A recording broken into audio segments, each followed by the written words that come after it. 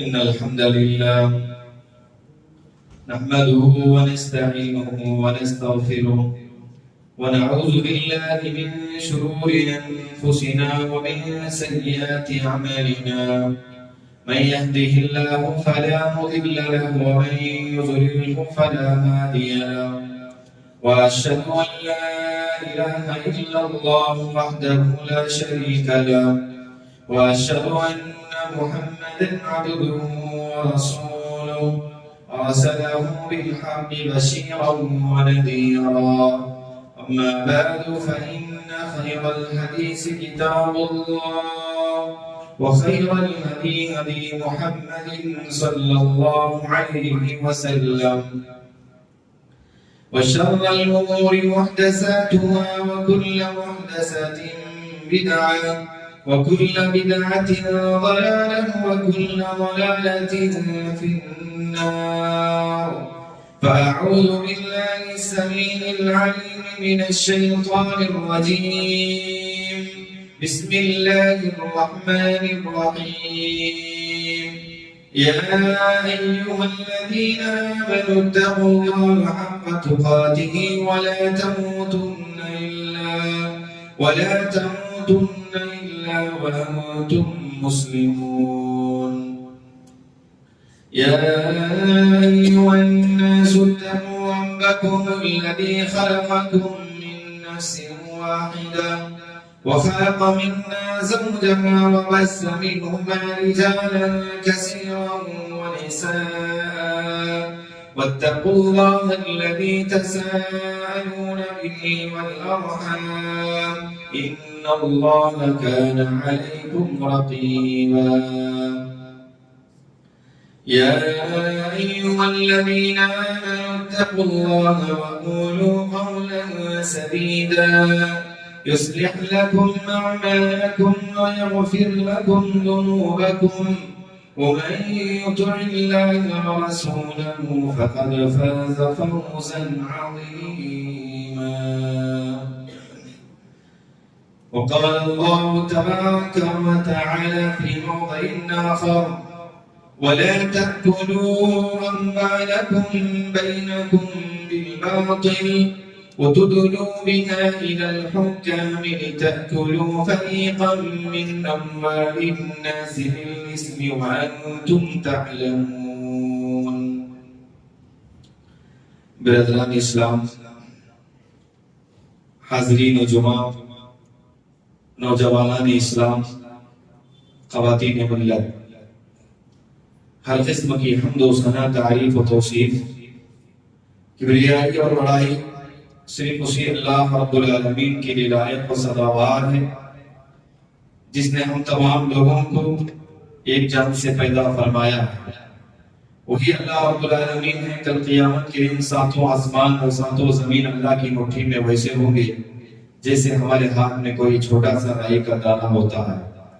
لاکھوں درود و سلام ہو تمام انبیاء کرام پر، بالخصوص ہمارے اور آپ کے آخری نبی جناب محمد رسول اللہ صلی اللہ علیہ وسلم پر، جن کی محنتوں قدر و کاوشوں کی وجہ سے اسلام کے سائے میں اور اسلام کی نعمتوں میں زندگی گزار رہے ہیں۔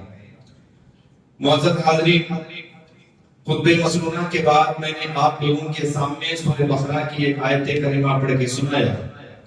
اس مناسبت سے آج کے اس خطبہ جمعہ کا عنوان ہے رشوت اور اس کے نقصانات۔ معزز حاضرین، رشوت اور کرپشن موجودہ دور کا ایک سنگین مسئلہ ہے۔ دنیا کا کوئی بھی ملک، کوئی بھی علاقہ، کوئی خطہ ایسا نہیں ہے جو اس رشوت کے اندر مبتلا نہ ہو۔ سرکاری اداروں کی بات کریں، غیر سرکاری اداروں کی بات کریں، تعلیمی اداروں کی بات کریں، تنظیمی اداروں کی بات کریں، حفاظتی اداروں کی بات کریں، دنیا کے اندر کوئی شعبہ آج ایسا نہیں بچا ہے الا ماشاءاللہ جہاں پر رشوت نہیں لیا جاتا ہے، نہیں دیا جاتا ہے۔ موجودہ دور کے اندر بھی لوگ اسے ایک شان کی طرح دیتے ہیں اور لیتے ہیں، اور بعض علاقوں کے اندر جو بڑی بڑی یونیورسٹیاں قائم کیے ہیں، بڑی بڑی سوسائٹیوں کے اندر زندگی گزارتے ہیں، وہاں پر اسے ایک شان جو ہے سمجھا جاتا ہے۔ اور المیہ یہ ہے کہ موجودہ زمانے میں رشوت کو ایک برائی بھی نہیں سمجھا جاتا ہے، بلکہ لوگ اسے لینے اور دینے میں فخر محسوس کرتے ہیں۔ معزز حاضرین، آئیے میں کتاب و سنت کی روشنی میں جو بھائی بھی رشوت لیتے اور دیتے ہیں انہیں کیا نقصانات ہوتے ہیں دنیاوی اعتبار سے اور اخروی اعتبار سے، کتاب و سنت کی روشنی میں اختصار کے ساتھ چند باتیں رکھنے کی کوشش کروں گا۔ دعا ہے کہ اللہ تبارک و تعالی ہم تمام مسلمانوں کو کہنے اور سننے سے زیادہ عمل کرنے کی توفیق نصیب فرمائے۔ قرآن مجید کے اندر اللہ تعالیٰ نے رشوت کی طرف اشارہ کیا ہے، مال حرام کی طرف اشارہ کیا ہے۔ 3-4 آیتیں رشوت کے تعلق سے پہلے قرآن مجید کے حوالے سے آپ کے سامنے ذکر کروں گا۔ سورہ بقرہ کی آیت اس میں اللہ تبارک و تعالیٰ نے فرمایا وَلَا تَأْكُلُوا أَمْوَالَكُمْ بَيْنَكُمْ بِالْبَاطِلِ وَتُدْلُوا بِهَا إِلَى الْحُكَّامِ لِتَأْكُلُوا فَرِيقًا مِّنْ أَمْوَالِ النَّاسِ بِالْإِثْمِ وَأَنْتُمْ تَعْلَمُونَ۔ اے لوگوں، تم آپس میں ایک دوسرے کا مال ناجائز طریقے سے نہ کھایا کرو، اور کسی حاکم، کسی ذمہ دار، کسی عہدیدار کو رشوت کھلا کر کے کسی کا حق نہ مالا کرو۔ اللہ تبارک و تعالیٰ نے قرآن مجید سورہ بقرہ کے اندر یہ بات بیان فرمایا ہے، اور اللہ تبارک و تعالیٰ نے سورہ مائدہ کے اندر اہل کتاب کی بہت ساری خرابیوں کا ذکر کیا، ان کے جرائم کا ذکر کیا ہے۔ اللہ تعالیٰ نے بہت ساری خرابیاں، ان کے جرائم کا ذکر کرنے کے بعد ایک خرابی اہل کتاب کی یہود و نصارہ کی یہ تھی، سماعون للکذب اکالون للسحت، وہ بہت زیادہ جھوٹی باتیں سننے والے تھے۔ اکالون للسحت، رشوت کھانے والے تھے، بہت زیادہ حرام کھانے والے تھے اہل کتاب یہود و نصارہ۔ اسے معلوم یہ ہوتا ہے کہ رشوت دینا، رشوت کھلانا اور رشوت کے اس نظام کو آگے بڑھانا یہ مسلمانوں کا شیوا نہیں ہے۔ مسلمانوں کے سماج میں، مسلمانوں کے سوسائٹی میں اس طرح کا کام نہیں ہو رہا ہے، بلکہ قرآن مجید یہ کہتا ہے کہ یہ اہل کتاب یعنی یہود و نصارہ کا جرم ہے، یہود و نصارہ کی غلطی ہے، جو آج بھی مسلمان اسی رشوت کے اندر مبتلا ہو چکے ہیں۔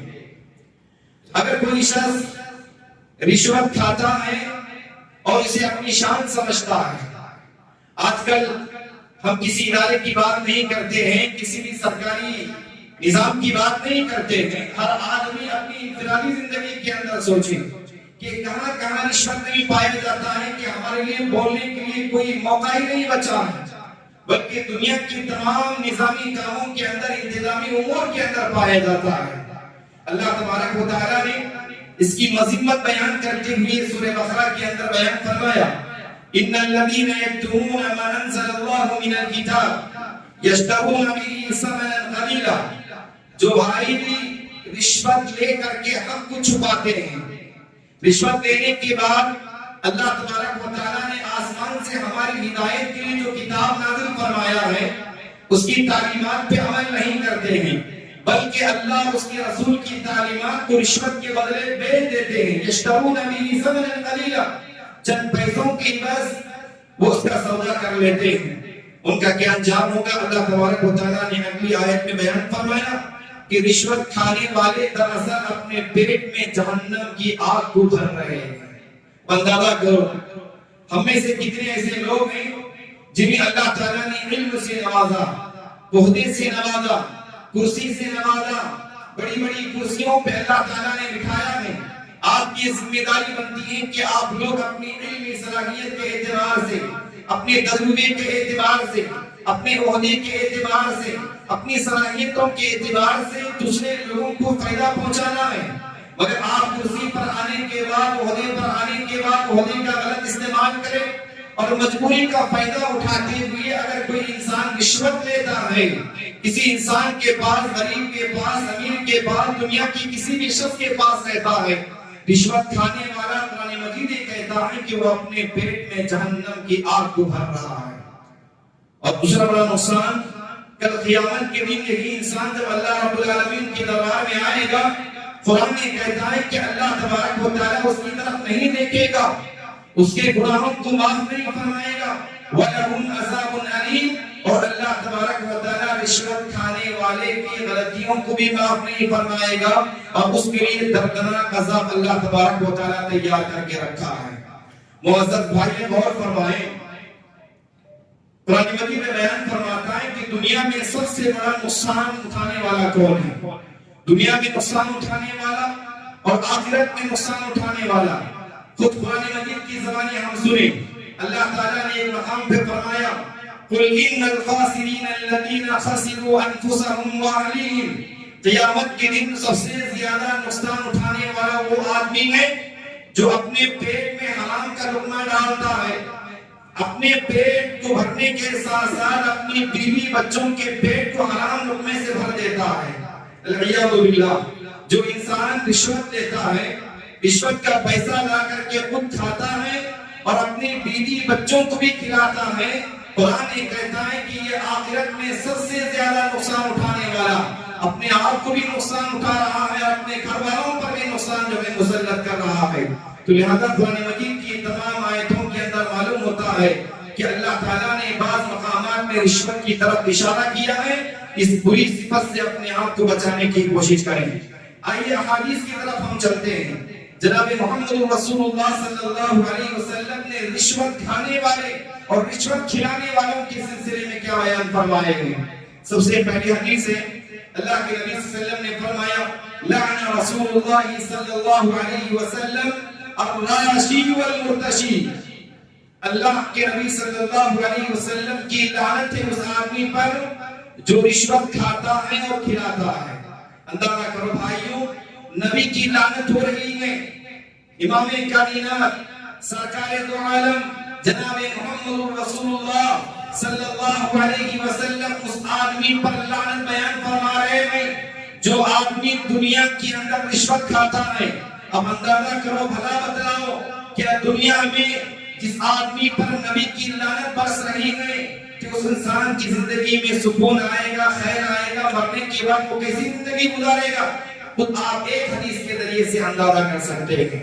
اور اس کے بعد اللہ کے نبی نے ایک حدیث کے اندر بیان فرمایا الراشی والمرتشی فی النار، کھانے والا بھی کھلانے والا بھی، الراشی والمرتشی فی النار، دونوں جہنم میں جائیں گے۔ ایک اور بھی مسئلہ ہے ہمارے درمیان، جو کھانے اور کھلانے والوں کے درمیان جو دلالی کے کام کرتے ہیں، بروکری کے کام کرتے ہیں اور ان کے درمیان واسطہ بن کر کے اس کو بھی دلاتے ہیں اور اس کو بھی دلاتے ہیں، اللہ کے نبی نے اس آدمی کے بارے میں فرمایا کہ وہ آدمی بھی جہنم میں جانے والا ہے۔ اب کتنے لوگ بچ جائیں گے؟ خود ہماری سوسائٹی کا، سماج کا جائزہ لیں، لوگ اسے برائی نہیں سمجھتے ہیں اور آج کل کوئی ادارہ بچا ہی نہیں ہے۔ اللہ کے نبی صلی اللہ علیہ وسلم کی لعنت برس رہی ہے، وہ آدمی جہنم میں جا رہا ہے، کھانے والا بھی کھلانے والا بھی۔ معزز بھائیو، آئیے میں آپ کے سامنے رشوت کی شکلیں کیسی ہو سکتی ہیں۔ عام طور سے میرا اور آپ کا دماغ میں سوچتا ہے کہ رشوت صرف مال کی شکل میں ہوتی ہے، مگر اہل علم نے رشوت کی کئی قسمیں بتائی ہیں۔ رشوت زمانے اور حالات کے اعتبار سے بدلتی رہتی ہے، وہ صرف مال کی شکل میں نہیں رہتی بلکہ رشوت کی شکل بدلتی رہتی ہے۔ رشوت کی سب سے پہلی شکل یہ ہے، اہل علم بیان فرماتے ہیں اپنے حق میں فیصلہ کروانے کے لیے، اپنے فیور میں فیصلہ کروانے کے لیے جو بندہ رشوت دیتا ہے وہ رشوت حرام ہے، یہ رشوت کی ایک شکل ہے۔ کام نہیں ہو رہا ہے، چاہے گھر کا معاملہ ہے، ادارے کا معاملہ ہے، اپنے کاروبار کا معاملہ ہے، تجارت کا معاملہ ہے، اپنے حق میں فیصلہ کروانے کے لیے، اپنے فیور میں فیصلہ کروانے کے لیے جو بندہ بھی رشوت دیتا ہے وہ رشوت حرام ہے۔ اور یہ اگر آپ حدیث کا مطالعہ کریں گے، قرآن مجید کا مطالعہ کریں گے، یہ یہودیوں کی صفت رہی ہے اور اس شکل کو زیادہ سے زیادہ اہل کتاب یہود و نصارہ استعمال کیا کرتے تھے۔ اور آج بھی مسلمانوں کا مسئلہ ہے، کتنے ایسے لوگ ہیں جو کام نہیں ہو رہا ہے، اپنے فیور میں کرانے کے لیے بھلے سے وہ حق ہے، باطل ہے، غلط ہے، صحیح ہے، قطعی نظر اس بات سے، بلکہ اپنے حق میں کروا لینا ہے، یہودیوں کی ایک شکل ہے۔ اللہ کے نبی صلی اللہ علیہ وسلم کے زمانے میں خیبر فتح ہوا۔ خیبر فتح ہونے کے بعد اللہ کے نبی نے فیصلہ سنا دیا کہ خیبر کی زمین یہودیوں کی زمین رہے گی، اس میں مسلمانوں کا بھی حق رہے گا اور یہودیوں کا بھی حق رہے گا۔ اللہ کے نبی نے ساتھ ہی ساتھ یہ فیصلہ سنا دیے اس زمین پر یہودی کاشتکاری کریں گے، اس زمین پر سالانہ جو فصل نکلتی ہے، جب فصل تیار ہوتی ہے، آدھا مسلمانوں کے حق میں آئے گا اور آدھا یہودیوں کے حق میں آئے گا۔ سال میں ایک مرتبہ اللہ کے نبی صلی اللہ علیہ وسلم فصل تیار ہونے کے بعد ایک صحابی جن کا نام عبداللہ بن رواحہ رضی اللہ تعالیٰ عنہ کو بھیجا کرتے تھے، جاؤ فصل تیار ہو چکی ہے، آدھا مسلمانوں کے لیے فیصلہ کر دیں اور آدھا یہودیوں کے لیے فیصلہ کر دیں۔ فصل تیار ہونے کے بعد عبداللہ بن رواحہ رضی اللہ تعالیٰ عنہ جایا کرتے تھے۔ ایک مرتبہ یہودیوں نے کیا کیا، عبداللہ بن رواحہ رضی اللہ تعالیٰ عنہ کو اپنے کنٹرول میں لانے کے لیے، ان کے حق میں زیادہ فیصلہ کرنے کے لیے انہوں نے پلاننگ کی۔ یہودیوں نے کیا کیا، ان کی خواتین سے زیورات نکال لیے، ان کی خواتین کے پاس سے سونا نکال لیے، کنگن نکال لیے۔ عبداللہ بن رواحہ رضی اللہ تعالیٰ عنہ فیصلہ کرنے کے لیے آئے۔ فیصلہ کرنے کے لیے جب آئے، جب فصل تیار ہو گئی، عبداللہ بن رواحہ رضی اللہ تعالیٰ عنہ دیکھ لیے کہ آدھا مسلمانوں کے لیے، آدھا یہودیوں کے لیے۔ جیسے ہی یہاں گئے، یہودیوں نے عبداللہ بن رواحہ رضی اللہ تعالیٰ عنہ کے سامنے سونے کے زیورات ڈال دیے، ان کی خدمت میں پیش کر دیے۔ یہ دیکھنے کے ساتھ عبداللہ بن رواحہ رضی اللہ تعالیٰ عنہ غصے میں آئے اور غصے میں آ کر کے کہتے ہیں، یا معاشر الیہود واللہ انکم لمن ابغض خلق اللہ فاما الذین عرضتم من الرشوہ فانها سخط وانا لا ناکلها۔ عبداللہ بن رواحہ رضی اللہ تعالیٰ عنہ کہہ رہے ہیں کہ اللہ کی جتنی بھی مخلوقات ہیں، اس موقع پر سب سے زیادہ مقبول اگر کوئی جماعت نظر آ رہی ہے، میری نظر میں وہ تم ہو۔ پھر اس کے بعد کہتے ہیں، جو رشوت سونے کی شکل میں تم میرے پاس لے کر آئے ہو، اسے واپس لے کر جاؤ، اسے واپس لے کر جاؤ۔ فَإِنَّهَا سُبْتٌ، اس لیے کہ یہ حرام ہے، یہ حرام ہے۔ وَأَنَّهَا لَا نَأْكُلُهَا، ہم رشوت کا پیسہ نہیں کھاتے ہیں، یہ ہمارے لیے جائز نہیں ہے۔ اس موقع پر یہودی اتنی متاثر ہوئے، فوری طور پر وہ کہنے لگتے ہیں، بِهَذَا قَامَتِ السَّمَاوَاتُ وَالْأَرْضُ، اللہ رب العالمین نے تم جیسے نیک لوگوں کی وجہ سے زمین اور آسمان کو قائم کیا ہے۔ معزز بھائی غور فرمائیں، آج کل یہ معاملہ اتنا سنگین بن چکا ہے کہ یہودیوں کی شکل کو مسلمان جو ہے اپنانے کی کوشش کر رہے ہیں۔ تو لہذا معزز بھائیوں، اپنے حق میں فیصلہ کروانے کے لیے کسی بھی قسم کی رشوت دینا بھی جائز نہیں اور دینا بھی جائز نہیں ہے۔ اور اس کے بعد اہل علم رشوت کی ایک اور شکل بیان فرماتے ہیں کہ رشوت کیا ہو سکتا ہے۔ اپنا کام نکالنے کے لیے کسی کو تحفے دینا، اپنا کام نکلوانے کے لیے کسی کو گفٹ دینا، یہ بھی رشوت کی ایک شکل ہے۔ یہ کیسے ہو سکتا ہے؟ بڑے بڑے عہدوں کے پاس، بڑے بڑے عہدوں میں جو لوگ رہتے ہیں، انہیں ان کو خوش کرنے کے لیے لوگ گفٹ لے کر جاتے ہیں، تحفے تحائف دیتے ہیں۔ اس کی کئی ایک مثالیں ہیں۔ قرآن مجید حضرت سلیمان علیہ السلام کے واقعے کی طرف اشارہ کرتا ہے۔ حضرت سلیمان علیہ السلام نے اپنے زمانے میں ملک سبا، قوم سبا کو انہوں نے دعوت توحید پیش کی۔ حضرت سلیمان علیہ السلام نے بلقیس نامی جو عورت تھی، حضرت سلیمان علیہ السلام نے دعوت توحید پیش کر دیا۔ دعوت توحید پیش کرنے کے بعد بلقیس نامی عورت حیران رہ گئی کہ سلیمان کو کسی نہ کسی طریقے سے اپنے فیور میں کر لینا ہے، اپنی طرف مائل کر لینا ہے۔ انہوں نے کیا کیا؟ اپنے کارندے بھیجے، اپنے قاصد بھیجے۔ سلیمان علیہ السلام کے دربار میں کیا بھیجے؟ کارندے کن چیزوں کو لے کر بھیجا؟ وَإِنِّي مُرْسِلَةٌ إِلَيْهِمْ بِهَدِيَّةٍ فَنَاظِرَةٌ بِمَا يَرْجِعُ الْمُرْسَلُونَ۔ سلیمان علیہ السلام کے دربار میں بلقیس نامی عورت نے بڑے بڑے تحفے دے کر بھیجے، نایاب تحفے دے کر بھیجے، تاکہ سلیمان علیہ السلام ان تحفوں کو دے کر کے پگھل جائیں۔ اہل علم ان آیتوں کی تفسیر میں بیان فرماتے ہیں، بہالفاظ دیگر سلیمان علیہ السلام کی خدمت میں رشوت کی شکل میں بہت سارا مال آیا۔ حضرت سلیمان علیہ السلام نے اس مال کو دیکھا، دیکھنے کے بعد فوری طور پر کہتے ہیں کہ ارجع الیہم، فوری طور پر اس مال کو یہاں سے لے کر جائیے، اللہ نے مجھے اتنا مال دیا ہے، اتنا مال دیا ہے، آپ میرے مال کی اندازہ نہیں کر سکتے ہیں۔ پھر اس کے بعد بلقیس نامی عورت کے کارندوں سے حضرت سلیمان علیہ السلام کہتے ہیں کہ جاؤ اس عورت سے کہہ دینا سلیمان ایک ایسا لشکر تیار کر رہا ہے لڑنے کے کے لیے نہ اس جماعت کی ابتدا رہے گی نہ اس جماعت کی انتہا رہے گی، ایک ایسا لشکر تیار کرنے والا ہے۔ بہرحال یہاں بھی دیکھیے سلیمان علیہ السلام کے دربار میں رشوت آیا، رشوت آنے کے ساتھ ہی حضرت سلیمان علیہ السلام سمجھ گئے یہ عورت مجھے پیسے دے کر کے پگلانا چاہتی ہے، اپنی طرف مائل کرنا چاہتی ہے۔ حضرت سلیمان علیہ السلام نے اسے واپس کر دیے۔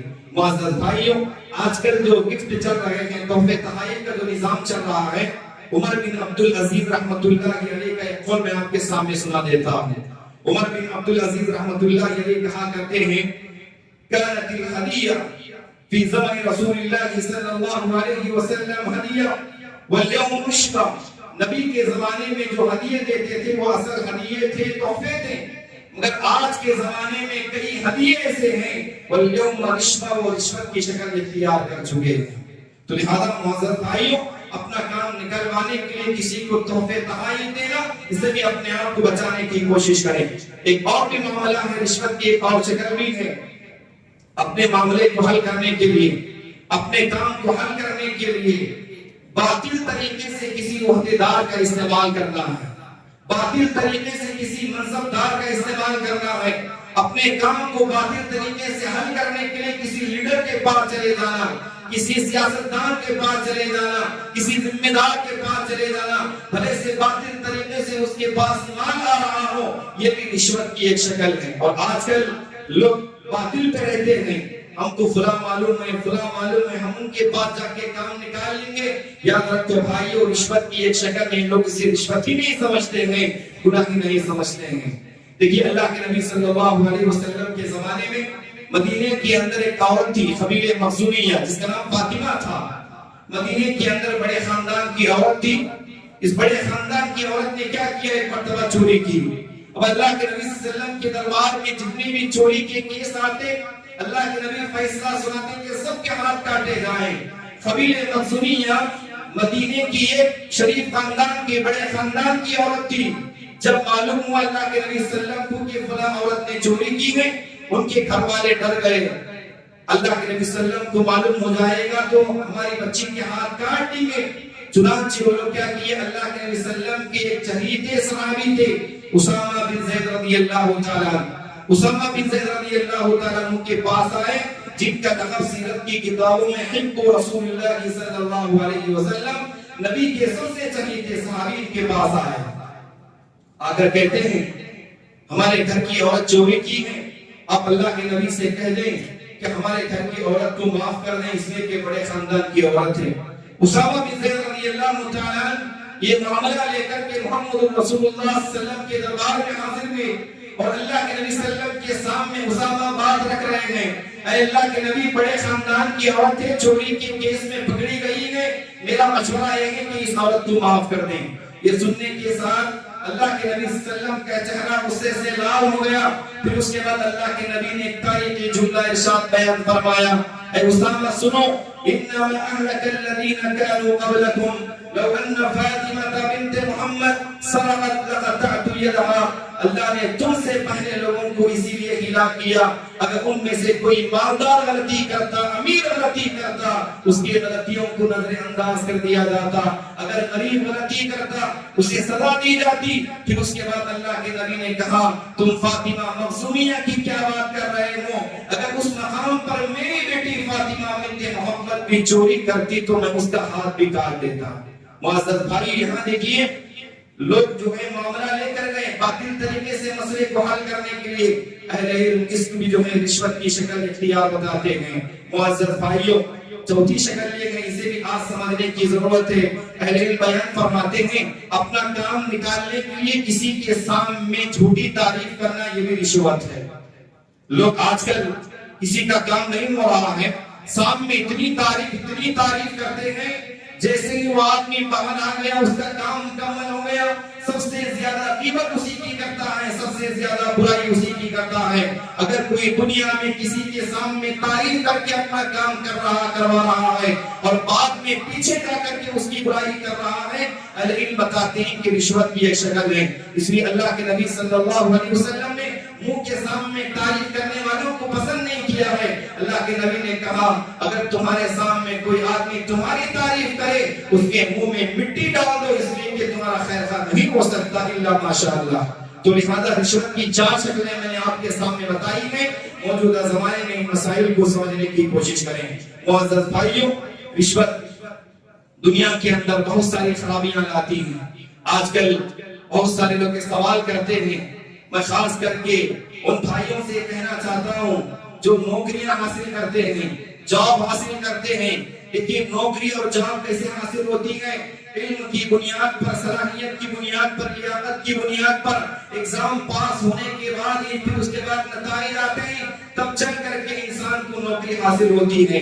مگر دنیا میں کچھ لوگ ایسے ہیں، وہ اہل ثروت ہیں، علم پیسے والے ہیں، دولت والے ہیں، وہ جاب دلانا چاہ رہے ہیں، خاموشی کے ساتھ جاتے ہیں اور رشوت دیتے ہیں، رشوت دے کر کے اپنے بچے کو نوکری دلواتے ہیں۔ یاد رکھو، جو بچہ گورنمنٹ نوکری کی حاصل کرے اور اس کے ذریعے سے جو مال بھی کمائے وہ کھلا حرام کا مال ہے، حرام کا مال ہے، اس لیے کہ محنت کی بنیاد پر، علم کی بنیاد پہ اسے نوکری نہیں ملی ہے، بلکہ رشوت لے جا کر کے، مال کھلا کر کے، پیسہ کھلا کر کے، رشوت دے کر کے اس نے آپ کو جو ہے جاب حاصل کیا ہے۔ اہل علم کا فتویٰ ہے کہ اس طرح کرنا جو ہے اسلام کے اندر حرام ہے۔ تو لہذا آپ ایسی کوششیں نہ کریں، بھلے سے مال تمہارے پاس آ رہا ہے، بھلے سے لوگوں میں عزت تمہاری ہے، مگر جو نوکری تمہیں ملی ہے اسے سوچنا چاہیے کہ وہ کس پوزیشن کے ساتھ ملی ہے اور کس بیکگراؤنڈ میں ملی ہے۔ ہر انسان کو اس پر غور کرنے کی ضرورت ہے۔ اس لیے آج معزز بھائیوں، دنیا کے آپ جو ہیں حکومتی نظام میں دیکھیں کتنے ایسے لوگ ہیں، نااہل لوگ کرسیوں پہ بیٹھ گئے ہیں، انہیں معلوم ہے پیسہ دے کر کے وہ لوگ نوکریوں پہ آئے ہیں، اس لیے آپ دیکھیں نااہل لوگ جو ہیں کرسیوں پر قابض ہو چکے ہیں۔ اس لیے اللہ کے نبی صلی اللہ علیہ وسلم نے قیامت کی ایک نشانی بتاتے ہوئے بیان فرمایا، اذا وصل الامر الى غیر اہلہ فانتظر الساعہ، جب کرسیوں پر نااہل لوگ بیٹھ جائیں تو اللہ کے نبی نے فرمایا کہ فانتظر الساعہ، قیامت کا انتظار کرو، قیامت کی ایک نشانی ہے۔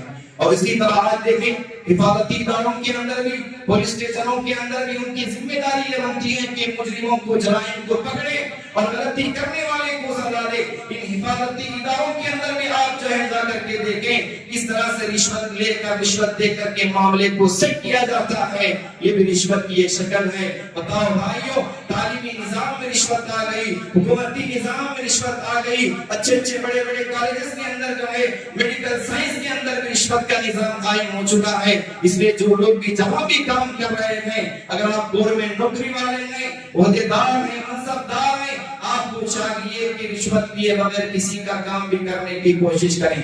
مسلمانوں کے اندر بھی یہ معاملہ ہو چکا ہے، ہماری کوئی فائل آگے نہیں بڑھتی ہے، ہمارا کوئی کام آگے نہیں ہوتا ہے، مسلمان بھی جو ہے دوسرے لوگوں کو دیکھ کر کے اسی برائی کے اندر مبتلا ہو چکے ہیں۔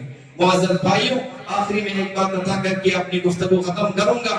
بہت سارے لوگ یہ کہتے ہیں کہ آج کی دنیا میں بغیر رشوت دیے کہ ہمارا کوئی بھی کام نہیں ہوتا ہے، تو پھر مسئلے کو کیسے حل کریں؟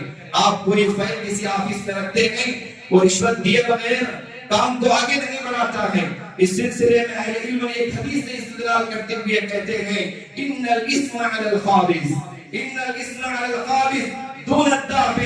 اہل علم کا قول ہے، اللہ کے نبی صلی اللہ علیہ وسلم نے بیان فرمایا، ایسی اضطراری حالت میں، ایسی مجبوری کی حالت میں جہاں پر ہمارا کام نہیں ہو رہا ہے، ہم حق پر ہیں، ہمیں چاہیے کہ وہ حاصل کرنا ہے، مگر سامنے ایسا آدمی بیٹھا ہے کہ رشوت لیے بغیر، پیسہ لیے بغیر کوئی چارہ نہیں ہے، ایسے میں رشوت لینے والا گنہگار ہوگا، رشوت دینے والا گنہگار نہیں ہو سکتا ہے۔ حدیث اللہ کے نبی نے بیان فرمایا، ان الاسم علی الخابز دون الدافع۔ اس حدیث سے اہل علم نے استدلال کیے گئے۔ تو معزز بھائیو، بہت ساری ایسی باتیں ہیں جو رشوت کے تعلق سے ہمارے سماج کے اندر عام ہو چکی ہیں، تو لہذا ہم سب کو چاہیے کہ رشوت جیسی برائی سے اپنے آپ کو بچانے کی کوشش کریں، اور دنیا میں بھی اس کا نقصان ہوگا، آخرت میں بھی نقصان ہوگا۔ جہاں تک ہو سکے مال حرام سے اپنے آپ کو بچانے کی کوشش کریں۔ اگر دنیا میں کوئی بھی شخص رشوت کھا کر کے اپنی بیوی بچوں کو جو ہے اپنی زندگیاں پال رہا ہے، یاد رکھو اللہ کے نبی نے بیان فرمایا، حرام کا ایک لقمہ بھی ہمارے پیٹ میں چلا جائے، نہ اللہ ہماری نماز قبول کرے گا، نہ اللہ ہماری دعائیں قبول کرے گا، نہ ہماری زندگی اللہ تعالیٰ بہتر بنائے گا۔ مسلمانوں میں سے ایک میجارٹی ایسی ہے جو اس میدان کے اندر مبتلا ہو کر کے زندگی گزار رہی ہے، اللہ رب العالمین سے ہم دعا کرتے ہیں اللہ تبارک و تعالیٰ تمام مسلمانوں کو رشوت جیسی وبا سے اللہ ہم سب کی حفاظت فرمائے، اللہ تبارک و تعالیٰ تمام مسلمانوں کو عقل حلال استعمال کرنے کی توفیق نصیب فرمائے، اللہ تبارک و تعالیٰ ہم تمام لوگوں کو حرام کاروبار سے بچائے، رشوت لینے سے بچائے، رشوت دینے سے بچائے، آمین وآخر دعوانا الحمدللہ رب العالمین۔ بارک اللہ لنا ولکم فی القرآن المجید ونفعنا وإياكم بالآیات والذکر الحکیم، انہ تعالی جواد کریم ملک رؤوف ورب حلیم۔